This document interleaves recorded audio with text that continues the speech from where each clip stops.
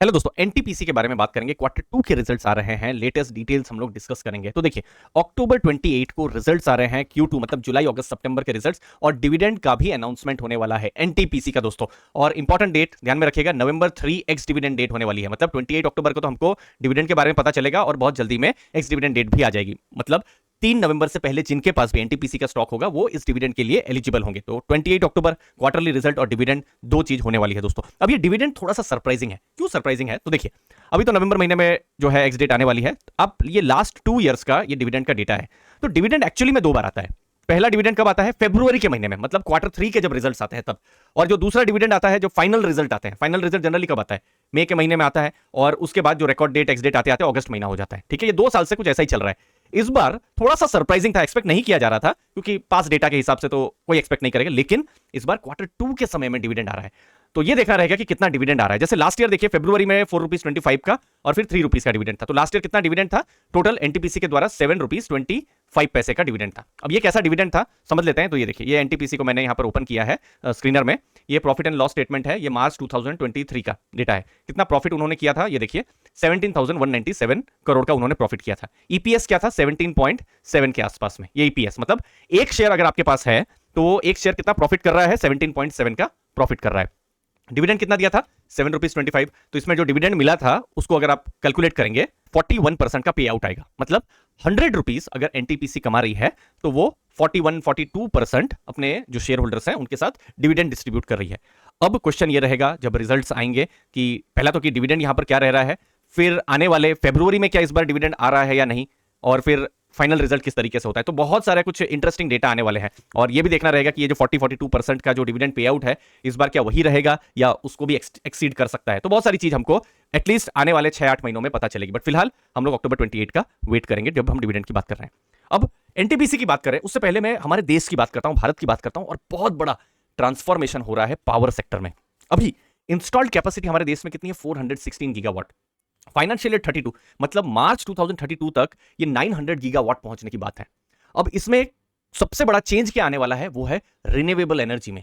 अभी कितना कैपेसिटी है? 172 गीगावाट। ठीक है, अब ये 2032 तक कितना? 596 गीगावाट पहुंचने का ये एस्टिमेशन है। और फाइनेंशियल ईयर 30 मतलब मार्च 2030 तक हमारे देश में ये 500 गीगावाट पहुंचने की बात यहां पर है। मतलब ये 3 टाइम्स आने वाले 7 ईयर्स में ये इंक्रीज हो सकता है। तो ये एक बहुत मेगा थीम है और यहां पर एनटीपीसी के भी बड़े यहां पर प्लान्स हैं। ठीक है, फिर जनरेशन कैपेसिटी बढ़ने की उम्मीद है। पर कैपिटा कंजम्पशन, अब देखिए हमारे भारत का जैसे डेवलपमेंट हो रहा है, हमारे जो सिटीजन्स हैं उनका भी जो पावर यूजेज है वो भी बढ़ रहा है। सोच लीजिए किसी के पास एसी नहीं है तो एक एसी ले रहे हैं, एक एसी है तो दो। तो जस्ट एग्जांपल बता रहा हूं। अब इलेक्ट्रिक कार्स आ रही है, तो ये सब तो बस कुछ एग्जांपल्स हैं। तो उससे क्या होगा? पर कैपिटल कंजम्पशन जो है इंक्रीज होगा। तो इलेक्ट्रिसिटी की डिमांड आने वाले 8-10 साल में इंक्रीज होने वाली है और बड़ा एक जो चेंज आएगा वो रिन्यूएबल कैपेसिटी में आएगा। तो एनटीपीसी कहां पर है? उनके पास इंस्टॉल्ड कैपेसिटी है 73 गीगावाट की। तो पूरे भारत का 17%, पूरे भारत का 416 गीगावाट है, 17% एनटीपीसी जो है इलेक्ट्रिसिटी का वो इंस्टॉलेशन करते हैं और 25% उनका जनरेशन कैपेसिटी है।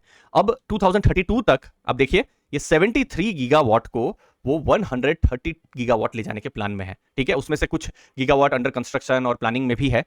और फ्यूचर में ये 130 गीगावाट में जो रिन्यूएबल एनर्जी है 60 गीगावाट का उनका पाइपलाइन है। और विजिबल जो पाइपलाइन है जो बिल्कुल वो प्लानिंग स्टेज में या अंडर कंस्ट्रक्शन स्टेज में है वो 20 गीगावाट अभी है। तो फ्यूचर में आपको 130 गीगावाट की कैपेसिटी देखने को मिल सकती है और उसमें से एक बड़ा चंक रिन्यूएबल एनर्जी का होने वाला है। तो बहुत ज्यादा, तो यहां पर क्या एक्सपेक्टेशन होगी कि एनटीपीसी अच्छा करे। अब जो कंपनियों को एनटीपीसी ऑर्डर्स दे रही है उनकी ऑर्डर बुक भी बढ़ सकती है, तो उन कंपनियों के लिए भी जो है बिजनेस ग्रोथ का बहुत एक्सपेक्टेशन रह सकता है। तो उनको भी हमको देखना है। ठीक है, फिर ग्रीन हाइड्रोजन बड़ी थीम है। अभी तो बस पायलट प्रोजेक्ट्स हो रहे हैं, बहुत कम कंपनी अभी काम कर रही है, उसमें से एनटीपीसी है। अब ये सब तो सिर्फ पायलट प्रोजेक्ट्स है। जैसे जो पीएनजी का है, फर्स्ट ग्रीन हाइड्रोजन ब्लेंडिंग हुआ है। पीएनजी मतलब जो घर में जो गैस आती है तो वहां पर ग्रीन हाइड्रोजन को उन्होंने ब्लेंड किया हुआ है। फिर मोबिलिटी प्रोजेक्ट उन्होंने लेह में किया है, दिल्ली में किया हुआ है। फिर इंडियन आर्मी के साथ कुछ प्रोजेक्ट्स पर वो काम कर रही है। तो अभी पायलट प्रोजेक्ट्स है, वहां सक्सेस आएगा तो फिर ग्रीन हाइड्रोजन भी एक लॉन्ग टर्म की थीम हम आप देख सकते हैं।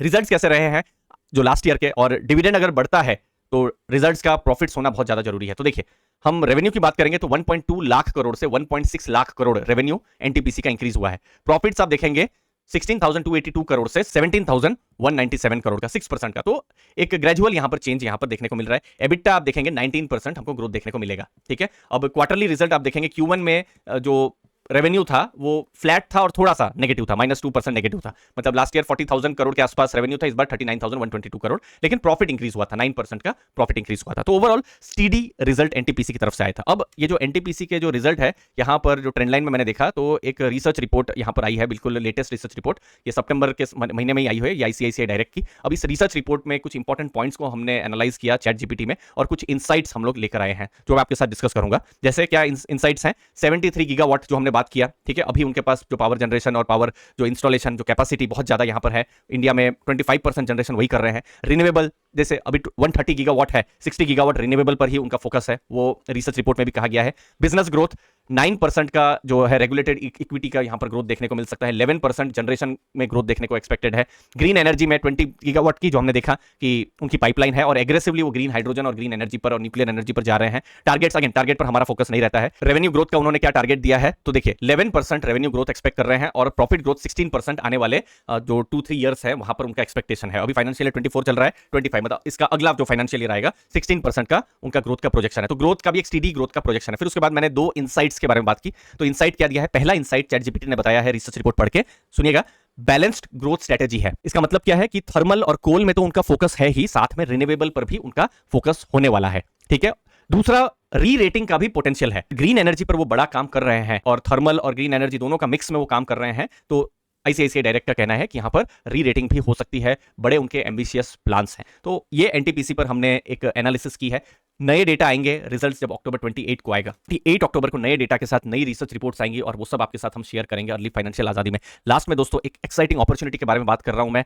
बैच 3 हम शुरू कर रहे हैं। बैच 1 और बैच 2 को बहुत ही अच्छे रिव्यूज मिले थे, टेस्टिमोनियल्स मिले थे, जो आप अपनी स्क्रीन पर देख सकते हैं। ये 7 डेज लाइव क्लासेस होने वाली है अक्टूबर 25 से 31 के बीच में। AI powered multi bagger mastery 7 days live master class होने वाली है स्मार्ट इन्वेस्टिंग के ऊपर। और सबसे इंटरेस्टिंग चीज, आपको 3 फ्री कोर्सेस मिल रहे हैं जिनका वर्थ 3100 है। मतलब 30 से ज्यादा आपको वीडियोस और लर्निंग मटेरियल्स अभी से ही आपको प्रोवाइड मैं कर रहा हूं। स्टॉक सिलेक्शन, सेक्टर एनालिसिस और डिविडेंड मास्टरी, ये 3 कोर्सेस आप अभी से ही, आप इनके जो वीडियोस हैं, प्री रिकॉर्डेड वीडियोस, आप अभी से ही देखना शुरू कर सकते हैं। एक्सक्लूसिव व्हाट्सएप कम्युनिटी रहने वाली है। स्पेशल ऑफर है, 65% का बड़ा डिस्काउंट देखने को मिल रहा है। आपको क्या करना है, अर्ली फाइनेंशियल आजादी ऐप को डाउनलोड करना है। ऐप की लिंक मैंने डिस्क्रिप्शन बॉक्स में दी हुई है। एंड्रॉइड में कुछ आपको ऐसा दिखेगा, और आपके पास अगर एप्पल iOS है तो LGIGZ करके कोड आपको एंटर करना है।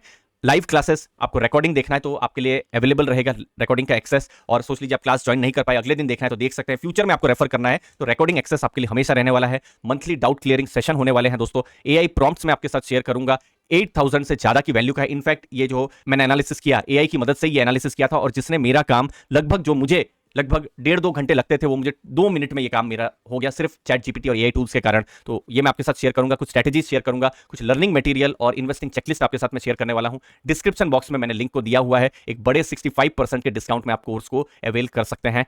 हम मिलते हैं अक्टूबर 25 को नई लर्निंग के साथ। धन्यवाद, थैंक यू दोस्तों।